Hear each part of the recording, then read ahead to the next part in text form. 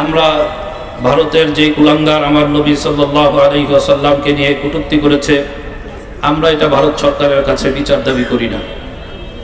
উনি নিজেই, ভারত সরকারের যে প্রধান, উনি নিজেই আর এক কুলাঙ্গার। কুলাঙ্গার তো কোনোদিন কুলাঙ্গারের বিচার করতে পারেন।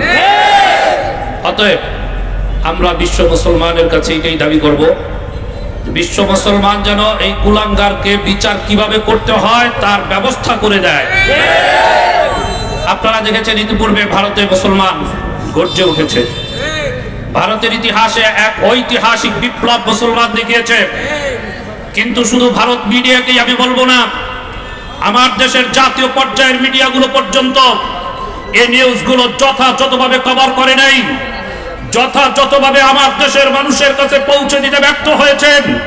সে বিষয়কে লক্ষ্য করে আমি দেশের মিডিয়াগুলোকে বলতে চাই, আপনারা কি এখনো ভারতের পাউচাটা কুত্তায় পরিণত আছেন? না আপনারা আমার নবীর আদর্শকে মানুষের সামনে ফুটিয়ে তুলতে চান না?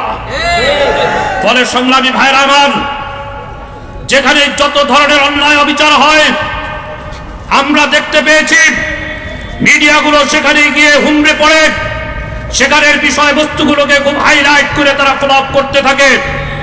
কিন্তু এখনো আমরা বাংলাদেশেও দেখতে পাচ্ছি বিরাজমান পরিস্থিতিতে ওলামায়ে কেরামের ব্যাপারেও এখনো পর্যন্ত বৈষম্যহীনতা ফিরে আসেনি।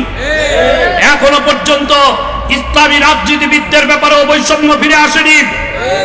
এদেশে শুধু ছাত্র জনতাই বৈষম্যের শিকার ছিল না, ছাত্র জনতা তো তারা কিছুটা বৈষম্যের দাবি নিয়ে তারপরে রাস্তায় নেমেছিল, তাদের উপরে 50% বা 60% বৈষম্য করা হয়েছে।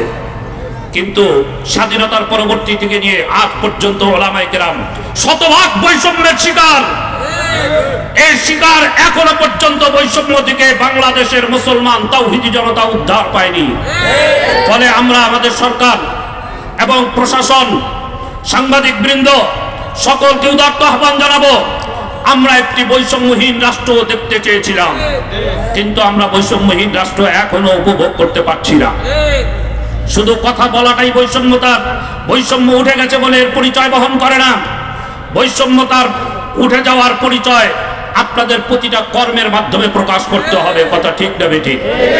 ফলে সংগ্রামী ভাইরা আমার, আগামীতে আল্লাহ রসুলের কটূক্তিকারীদের প্রতিবাদে বাংলাদেশের ওলামায়ে কেরাম তাওহীদি জনতার হেফাজত ইসলাম যদি আবার কখনো রাজপথে আপনাকে আমাকে আহ্বান করেন, আমাদের যার যা আছে শেষ রক্তবিন্দু দিয়ে হলেও আমরা রাজপথে আল্লাহ রসুলের সম্মান রক্ষার জন্য কারা কারা নামতে রাজি আছি? হাত জাগাই আল্লাহু আকবার।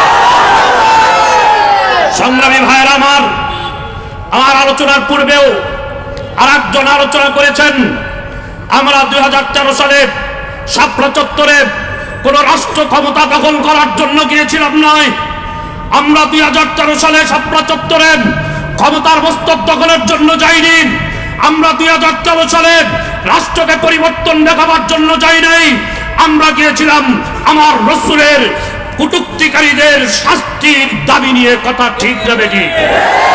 আমাদের সাথে যে নেককারজনক আচরণ করা হয়েছিল 2014 সালে, বাংলার ইতিহাসে এটা পাতায় লেখা থাকবে ইনশাআল্লাহ।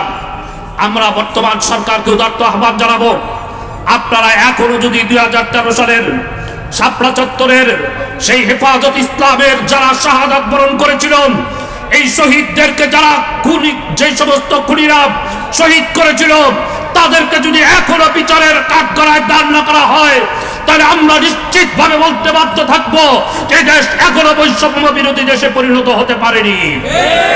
সংগ্রামী ভাইরা আমার, আজকের এই সমাবেশ, আপনাদের উপস্থিতি, আপনাদের একেবারেই স্বতঃস্ফূর্ত অংশগ্রহণ এটাই প্রমাণ করেছে বাংলাদেশের মুসলমান এখনো আমার রসুলকে ভালোবাসে। আমরা আমার রসুলের ইজ্জত নিয়ে কেউ ছিনিমিনি খেলবে, এটা আমরা বরদাস্ত করতে পারি না, পারবো না।